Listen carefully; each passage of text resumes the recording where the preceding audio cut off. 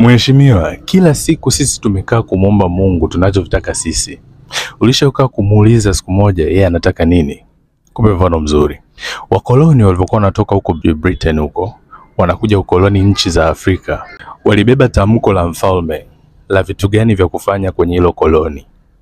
Kwa hivyo walipofika hapa, iwe ni Kenya ni Tanzania, walikuwa na tamko la mfalme wanataka wafanye nini. Tofauti ya sisi na wale ni kwamba wao walikuja kutawala watu ama kunyonya watu.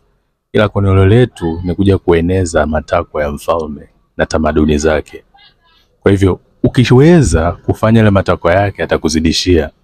Cha kushangaza zaidi, mimi na wewe tumefika kwenye koloni, tunaanza kumwambia baba, sasa sikia nataka gari, nataka nyumba, nataka hivi.